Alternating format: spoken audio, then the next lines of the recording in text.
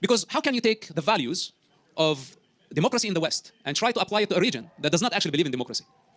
So, not taking into consideration the security needs of a democracy that is under consistent threat by terrorists. So when we talk about defense, I remember the waves of suicide bombing attacks. Was multiple suicide bombing attacks on a regular basis. We have dozens of those. And Israel had no choice but to build the wall.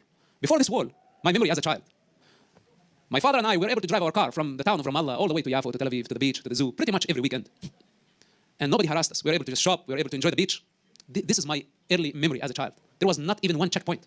Things start changing immediately after the beginning of the first Palestinian Intifada. It started with the chant from the river to the sea. Very romantic. Soon later, it became stabbing. Shortly later, it became mass shooting. Within no time, it became suicide bombing attacks. What a democracy should do in a situation when they are not able to stop the people, an entire society. I don't want to say complicit, but the Palestinians praised suicide bombers as murderers, as heroes of the nation. Look at my case. When I opposed that, I said, no, it's not good. It's bad. It's very bad to kill people indiscriminately. Hamas did not kill people only on October 7th. Hamas has a long history of suicide bombing attacks. They blow up universities, schools, buses, markets, beaches. They targeted everywhere.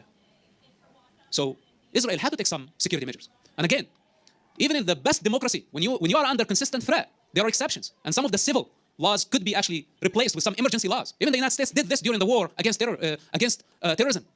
So when you are under consistent threat, it's very different. But somebody can sit in comfort and say, hey, how about we take some of the Western values, the democratic values, and say, oh, look at Israel. They claim to be a democracy, but look how they're treating the Palestinians. Well, terrorists in prison, have they earned equal rights to decent citizens in civilization who know their responsibility and their obligation towards the other, who don't harm the others? Of course not. So sometimes when we are dealing with emergency situation, we cannot say and force the people in the Middle East to just act according to our values. We sit here in the United States, we don't have suicide bombing attacks, we don't have missile attacks, we don't have infiltration on a regular basis. So we cannot take our values and force Israel to do the same while they are under war. We cannot force Israel to send and risk the lives of thousands of foot soldiers in order for us to reduce or minimize the civilian casualty, which Israel is already doing. But who are we to force Israel how to do the job?